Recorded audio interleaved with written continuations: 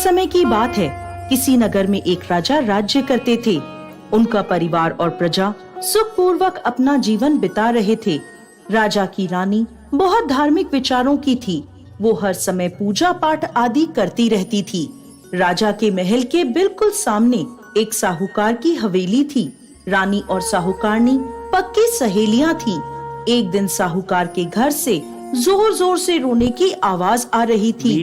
जब रानी ने साहूकारनी के रोने की आवाज सुनी तो वो राजा से बोली, महाराज, ये रोने की आवाज कहाँ से आ रही है? तब राजा ने रानी को बताया, रानी, साहूकार का पुत्र मर गया है, इसलिए साहूकारनी बहुत दुखी है और अपने पुत्र की मृत्यु के कारण वो दुख से रो रही है। तब रानी ने राजा से पूछा, महाराज, ये दुख क्या होता है? तो राजा बोला, उसका बेटा मर गया है, इसलिए वो दोनों दुखी हैं। रानी ने फिर पूछा, लेकिन महाराज, ये दुख होता क्या है? मैं समझ नहीं पा रही। तब राजा सोच में पड़ गया कि अब मैं रानी को कैसे समझाऊं कि दुख क्या होता है। गुस्से में आकर राजा ने रानी से कहा, तुम्हारे पुत्र की मृत्यु होगी तब तुम्हें पता चलेगा कि दुख क्या होता है। जाओ, अपने पुत्र को मार दो तो तुम्हें पता चल जाएगा कि दुख क्या होता है। ऐसा कहकर राजा वहाँ से चला गया। तब रानी ने राजा की बात मानकर वैसा ही किया और महल की छत से अपने बेटे को नीचे गिरा दिया। लेकिन भगवान की कृपा से राजा का बेटा बच गया। अब राजा अपने बेटे को देखने के लिए उसके पास दौड़ा दौड़ा आया तो देखता है कि उसका बेटा सामने से चला आ रहा है। उसे देखकर राजा को बहुत आश्चर्य हुआ। इतनी ऊपर से गिरने पर भी उसके बेटे को एक खरोंच भी नहीं लगी थी। तब रानी ने राजा से फिर से वही सवाल किया, महाराज, अब बताइए दुख क्या होता है? तो राजा बोला, पड़ोसी राज्य के सैनिक युद्ध कर रहे हैं और अब मैं अकेला ही उनसे लड़ने जाऊंगा। जब मेरी मृत्यु का समाचार तुम्हें मिलेगा तब तुम्हें दुख का एहसास हो जाएगा। ऐसा कहकर राजा युद्ध के मैदान की ओर चला गया। लेकिन अमावस्या माता की कृपा से राजा अकेला ही जीतकर महल वापस लौट आया। अब राजा भी सोच में पड़ गया, आखिर क्या कारण है कि रानी को मैं ये नहीं समझा पा रहा कि दुख क्या होता है। तब राजा ने रानी को बुलवाया और उससे कहा, हम गंगा यात्रा के लिए जाएंगे, तुम तैयारी कर लो।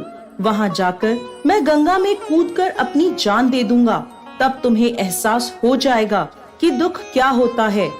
उधर कैलाश पर्वत पर भोलेनाथ और माता पार्वती यह सारा दृश्य देख रहे थे।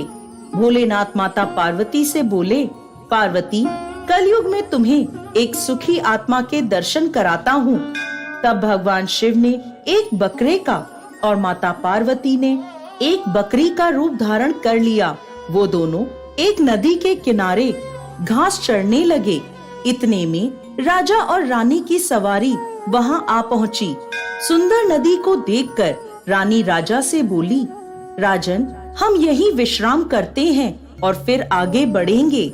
राजा रानी वहाँ उतर गए और पेड़ की छाया में बैठ गए। कुछ देर बाद राजा पानी लेने के लिए चला गया। तब बकरी का रूप धारण करे माता पार्वती भोलेनाथ से बोली, इस रानी को दुख का एहसास क्यों नहीं हो रहा? ये दुख कब देखेगी? इसे दुख क्यों नहीं मिल रहा? रानी ने उस बकरी को इंसानी भाषा में बात करते सुन लिया। तब भगवान शिव माता पार्वती से कहने लगे, अपने पिछले जन्म में इस रानी ने अमावस्या का व्रत किया है, इसलिए इस जन्म में ये रानी बनी है और सुख का आनंद ले रही है। गंगा जी में बह जाने पर भी राजा की मृत्यु नहीं होगी।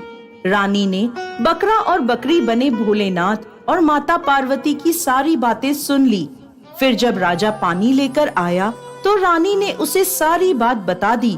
वो दोनों वापस अपने महल लौट आए और राजा ने अपने राज्य में घोषणा करवा दी, अब से सभी लोग अमावस्या का व्रत करेंगे। राजा खुद भी अमावस्या की पूजा और व्रत करने लगा। जय अमावस्या माता, जय भोलेनाथ, जय माता पार्वती।